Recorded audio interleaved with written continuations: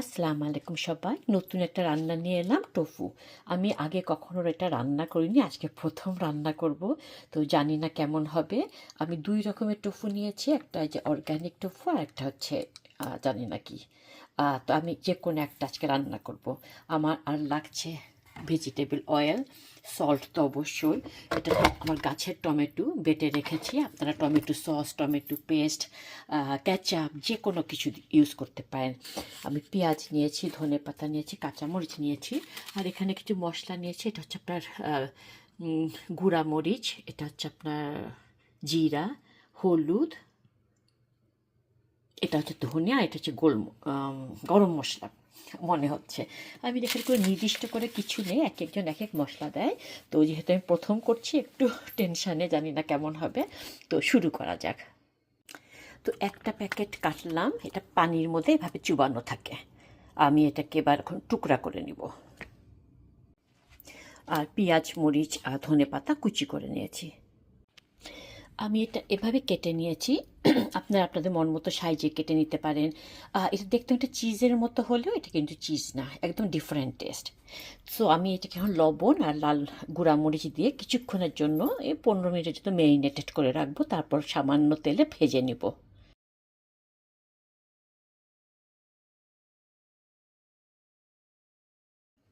এই যে এভাবে মরিচ গুঁড়া আর লবণ দিয়ে মাখিয়ে রেখেছি। বলতে ভুলে গেছি, একটু আদা রসুন পেঁয়াজের পেস্ট দিবেন।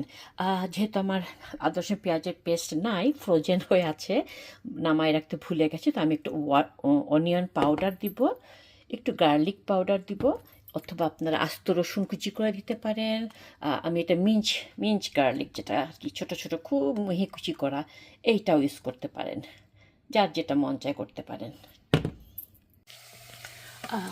এক চুলায় তেল দিয়ে পেঁয়াজ কুচি আর মরিচ কুচি দিলাম, আর এক চুলায় সামান্য তেল দিয়েছি, সামান্য না বেশ খানিকটাই দিয়েছি। এটার মধ্যে এখন টফুগুলো ভেজে নিব। গরম হয়ে নিক, আর একটু গরম হয়ে নিক তারপরে।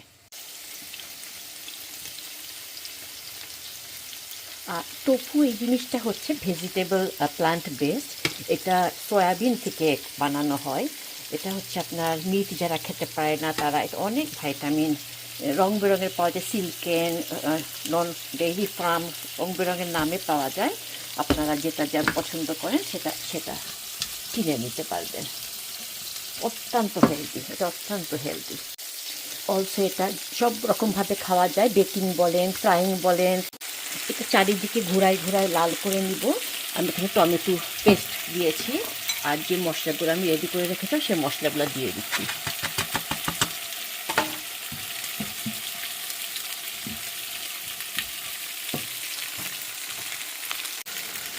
এগুলো চারিদিকে উল্টে উল্টে ভেজে নিলাম, অলমোস্ট হয়ে গেছে। আজকে পবিত্র জুম্মার দিন, জুম্মার দিনে সূরা কাহাফ পড়া সুন্নাহ। এটা হচ্ছে 18 নম্বর সূরা। এটা 110টা আয়াত। আপনারা পারলে পুরাটা পড়বেন, না পারলে যে কয়টা আয়াত পড়তে পারেন সে কয়টা আয়াত পড়বেন।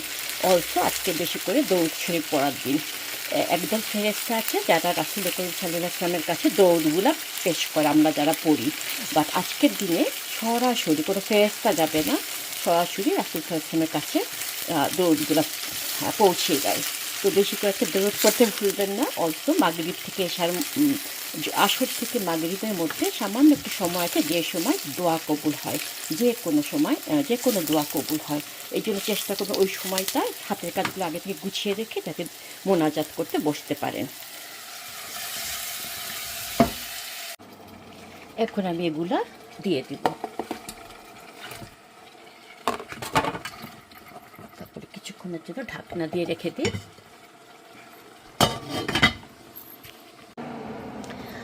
ঝালটা একটু বেশি হয়ে গেছে। আমি মরিচ গুঁড়া দিয়ে যে মাখিয়েছিলাম, পরে আবার মরিচ গুঁড়া এখানে দিলাম, আবার কাঁচা মরিচও দিলাম, টু মাছ হয়ে গেছে। কাঁচা মরিচটা মানে না দিলেই পারতাম। তো যাক, কোনো ব্যাপার না, এটা অলমোস্ট হয়ে গেছে। আমি ঠিক জানি না মাখা মাখা রাখবো নাকি এটা গলতে কতক্ষণ লাগে, তো দেখা যাক। অলমোস্ট হয়ে গেছে।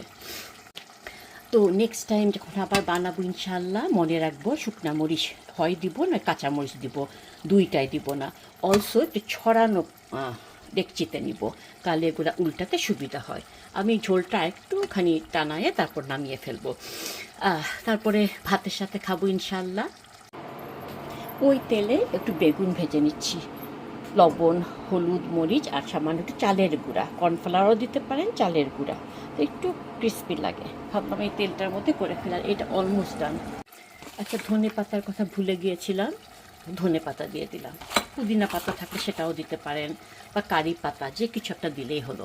তো এটা এখন নামাই ফেলতেছি এবং ভাত দিয়ে খাবো ইনশাআল্লাহ। পরে আসবো অন্য কোনো সাবজেক্ট নিয়ে। ভালো থাকুন সবাই, আল্লাহ হাফেজ।